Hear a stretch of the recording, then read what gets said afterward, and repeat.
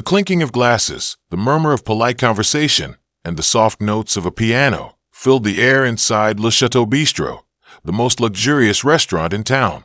White tablecloths, golden chandeliers, and a line of waiters in crisp uniforms made the place feel untouchable.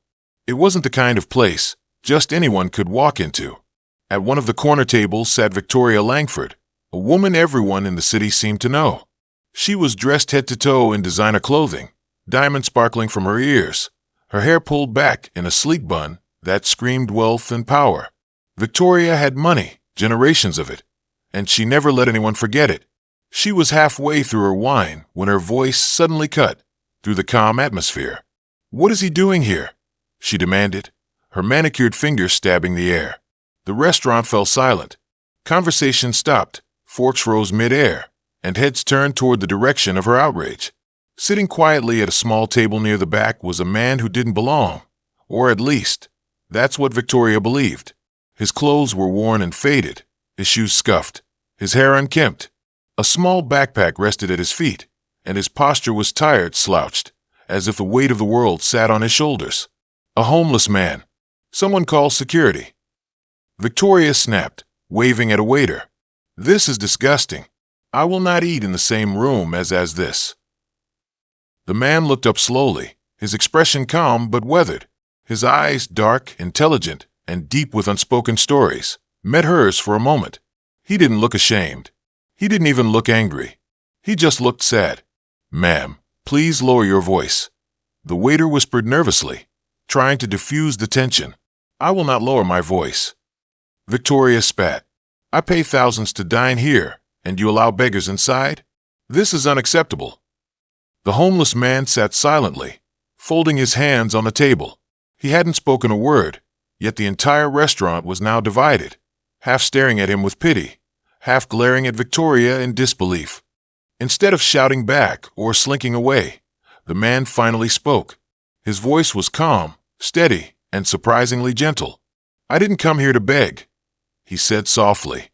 "I came here for a warm meal. I paid for my food, just like everyone else." The murmurs in the restaurant grew louder. Some diners nodded quietly, others exchanged uneasy glances. Victoria scoffed. "Oh, please. You. Pay. What with? Loose change you picked up off the street." The man reached into his pocket and pulled out a small, crumpled stack of bills. He laid them on the table, straightening them with quiet dignity. "I earned this money today, working odd jobs.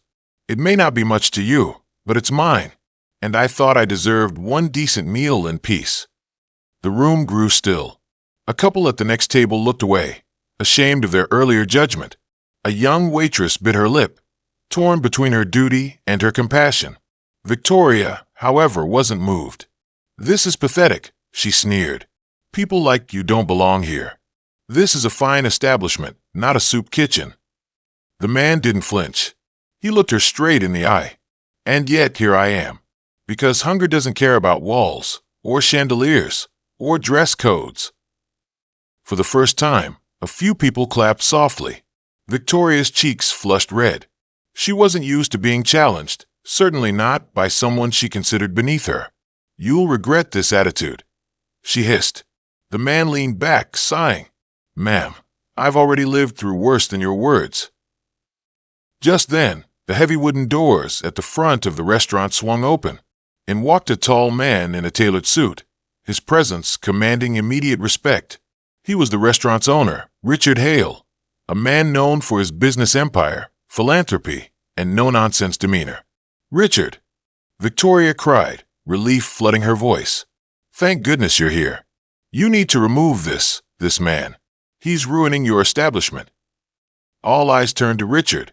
He glanced from Victoria to the homeless man, and then, to everyone's shock, he broke into a wide smile. "David," Richard said, his voice thick with emotion. "Is that really you?" The homeless man, David, stood slowly, his tired face lighting up for the first time. "Richard, it's been a long time." The room buzzed with confusion. Victoria froze. "Wait, you know him." Richard walked across the restaurant and embraced David tightly, as if reuniting with a long-lost brother. "Know him? This man saved my life." Gasps rippled through the diners. Even the waitstaff stood in stunned silence. Victoria's jaw dropped. Saved your life? Him.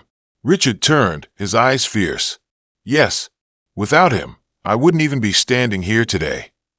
Richard led David to the center of the restaurant. Everyone deserves to hear this, he said firmly. 25 years ago, Richard explained, he had been a struggling young man trying to build his first business. One night, after working late, he was cornered in an alley by two armed men. They demanded his wallet, then turned violent.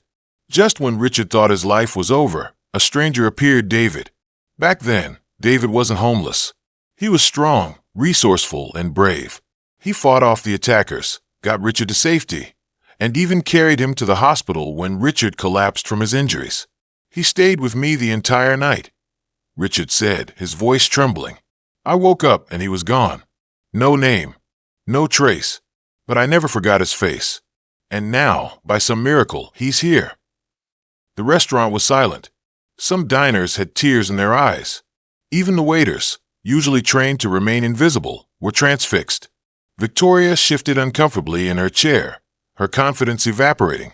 She looked small now, exposed. Richard faced her directly. This man is more honorable than you could ever understand.